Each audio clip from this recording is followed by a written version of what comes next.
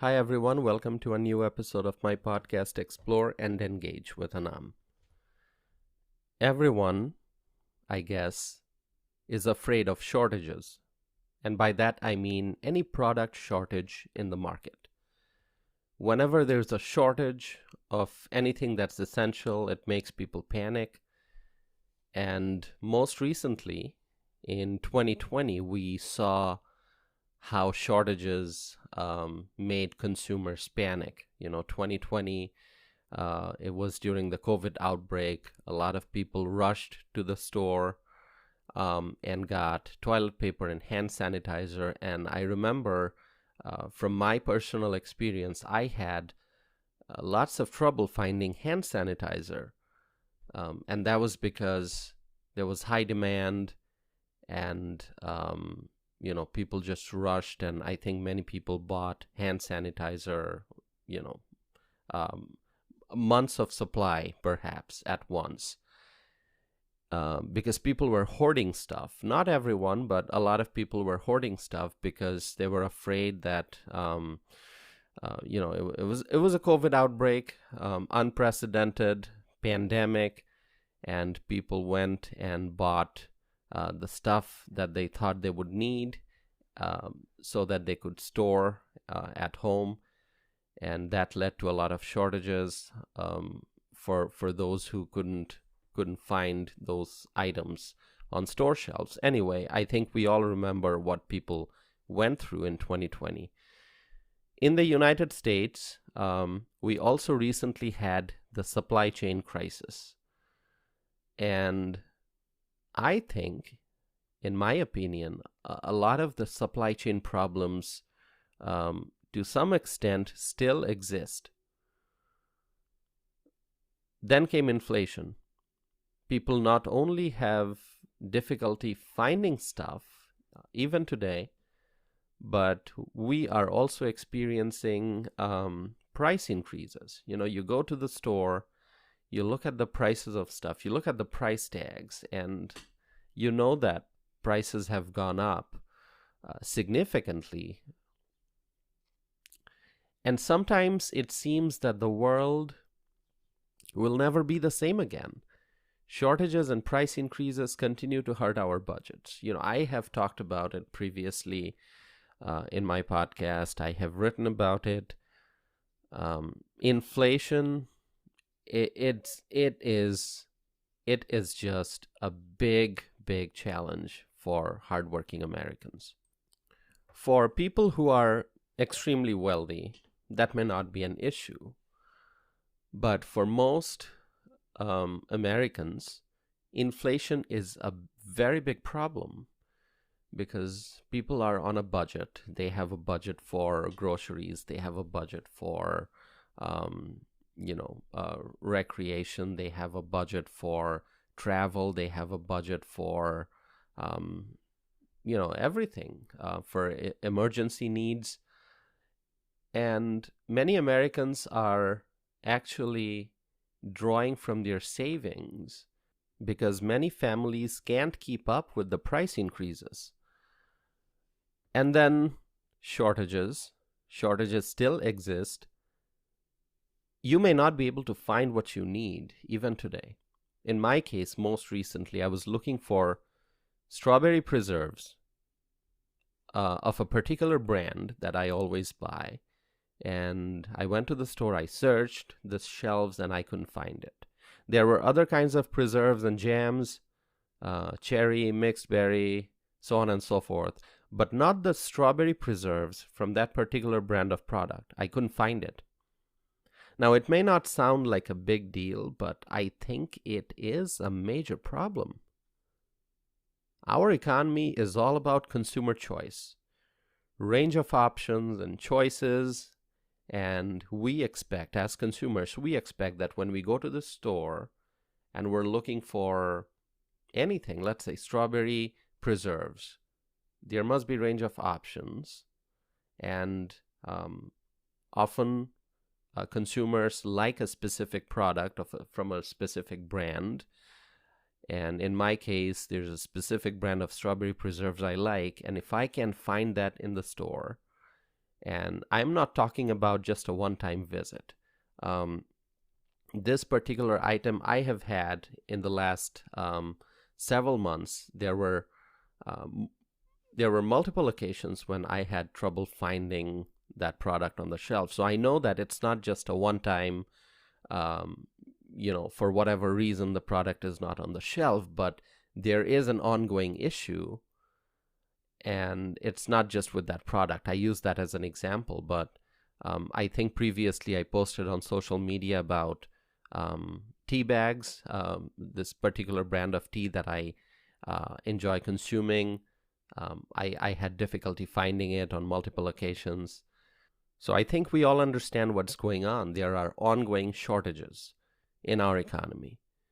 All the crises that we have experienced as a country over the last couple of years have made it difficult to find what we need and also hard to find the products at reasonable prices.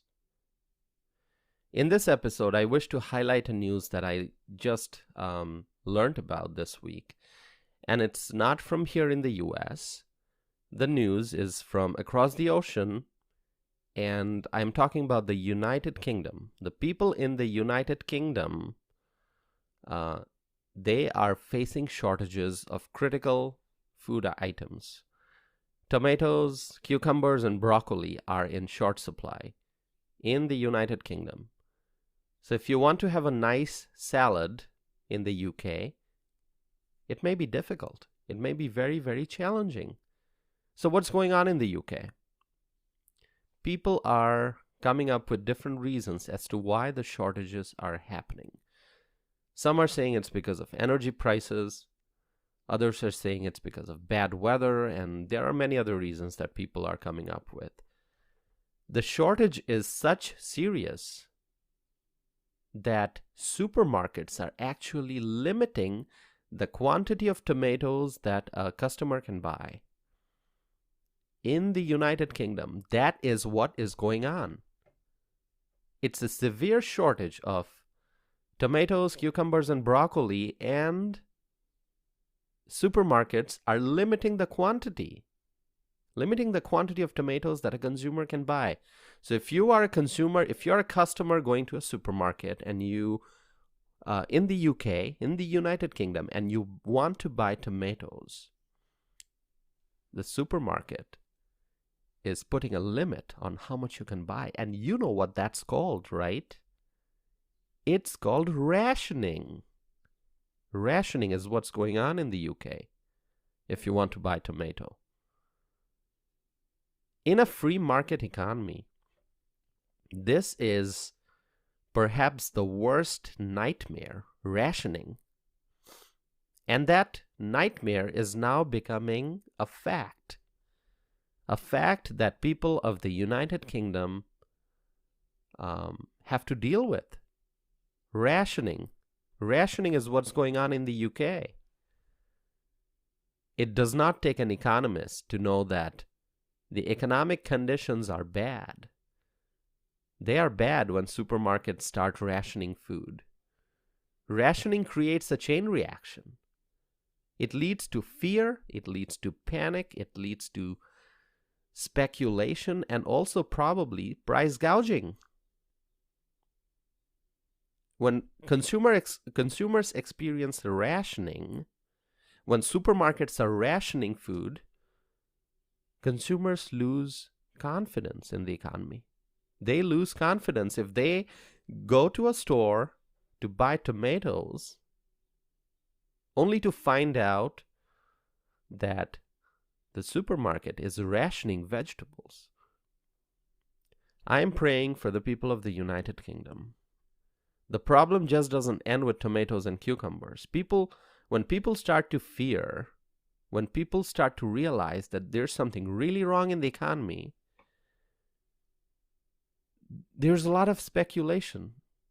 As I said, people lose confidence. They start thinking, will there be shortages of other products as well? And when consumers are afraid, they may end up buying whatever they can find, and they can start hoarding stuff, and that then leads to more shortages and more fear and more speculation and more problems. people in the UK, they are in a difficult situation right now because when consumers in the UK go to grocery store and want to buy tomatoes,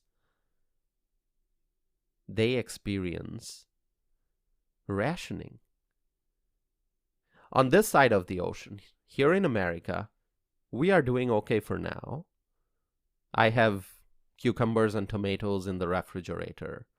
So if I want to make a salad today, I can do that.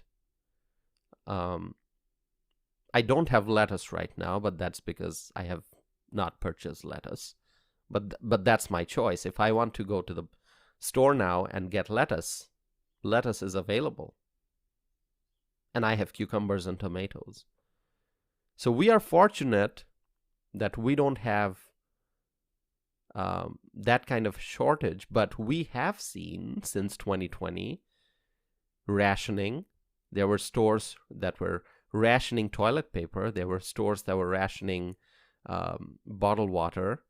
So if you, back in 2020, if you wanted to just go to the store and buy a whole bunch of toilet paper, some stores were putting a limit on how much they would sell to a particular to one customer. So as a single customer, if you went in and you wanted to buy, lots and lots of toilet paper, you couldn't do that. There was a limit. And so we did experience that. And now people in the UK, they are experiencing a big challenge when they go to buy tomatoes.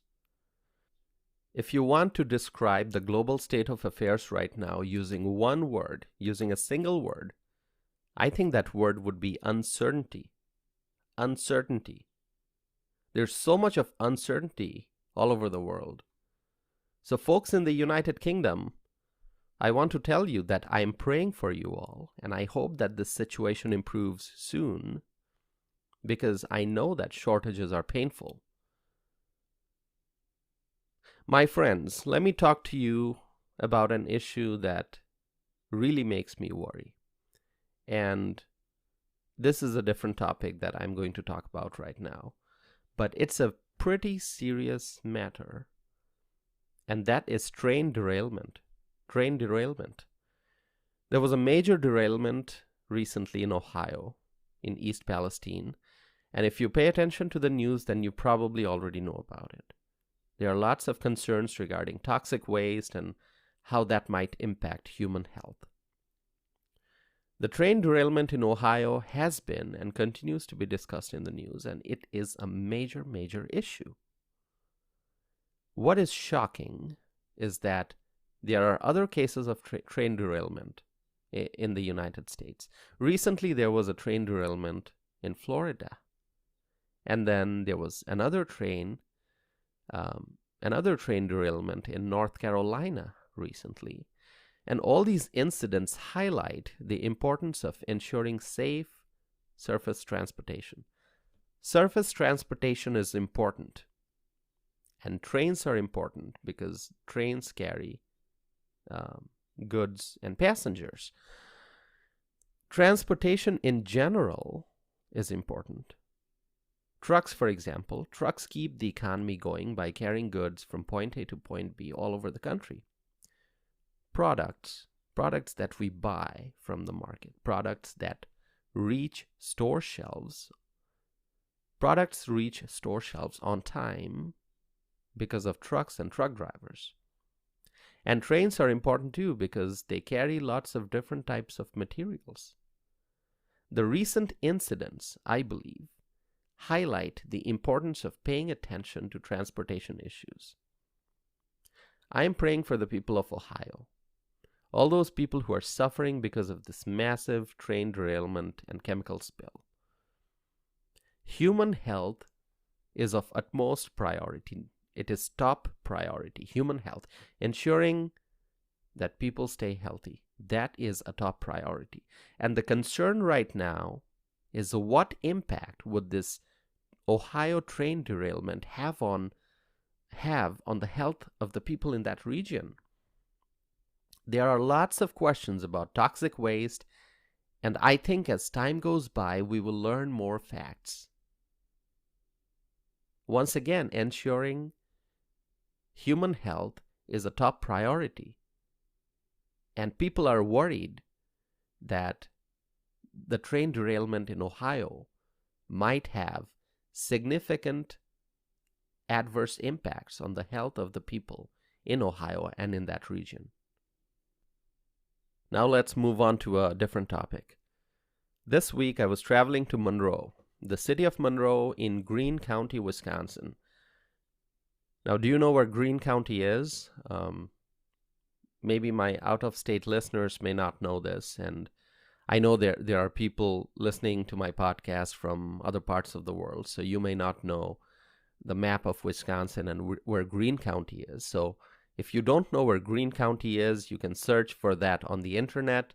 Let me tell you, Greene County is a very, very beautiful place in southern Wisconsin, and the city of Monroe is also a very beautiful city.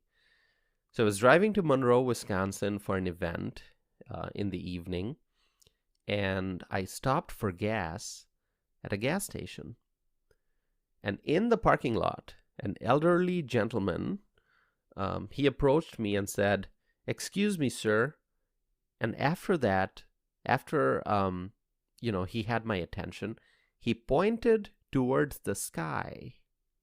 He pointed towards the sky because there were two bright dots in the sky very close to each other.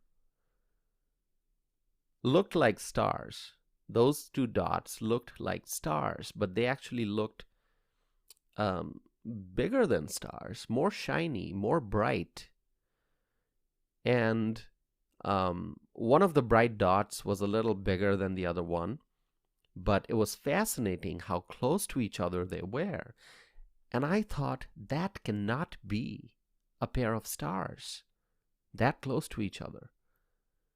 Anyway, I kept driving towards Monroe, and the elderly gentleman who pointed out those two bright dots in the sky, before I left the gas station, I saw that he was taking pictures because he had his phone out and he was pointing the camera at the sky, and I'm guessing he was taking pictures. And anyway, I kept driving towards Monroe, and I saw that those two bright dots were not moving. They were standing still. I don't know how to explain it better than by saying that those two bright dots in the sky were standing still next to each other in the sky.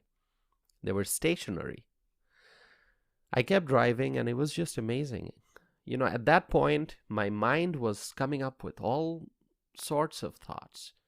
I was thinking about what these bright dots may be, were those celestial bodies or something else, and I didn't have the answers.